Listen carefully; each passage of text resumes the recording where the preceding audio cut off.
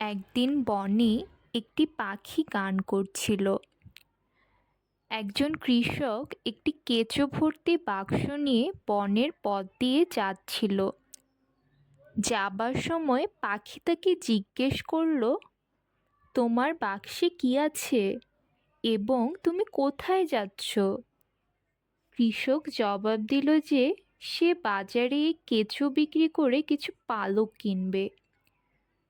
পাখি বলল, আমার অনেক পালক আছে, আমি সেগুলোর থেকে কয়েকটি তোমাকে দেব, তুমি আমাকে ওই কেঁচোগুলো দিও প্লিজ।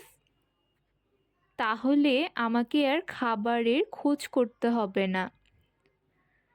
কৃষকটি কেঁচোগুলি পাখিকে দিয়ে দিল এবং পাখিটি প্রতিদানে তার ডানা থেকে কয়েকটি পালক দিল। পরের দিন একই রকম লেনদেন হলো এবং তার পরের দিনও। তার কিছুদিন পরে দেখা গেল যে পাখির সমস্ত পালক কৃষকটি নিয়ে নিয়েছে।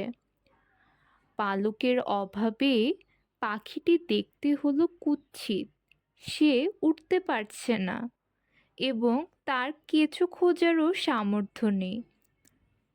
এই অবস্থায় পাখিটি গান গাইতে ভুলে গেল এবং কিছুদিনের মধ্যে মারা গেল। এই গল্পটির নীতি শিক্ষা কী? নীতি শিক্ষা খুবই স্পষ্ট। পাখিটি খুব সহজে খাবার চেয়েছিল, কিন্তু এই সহজ পথটি শেষ পর্যন্ত কঠিন অবস্থার মধ্যে নিয়ে গেল। এই শিক্ষাটি কি আমাদের জীবনেও সত্য নয়? অনেক সময় আমরা সহজ পথের সন্ধান করি, কিন্তু অবশেষে পথটি কঠিন হয়ে দাঁড়ায়।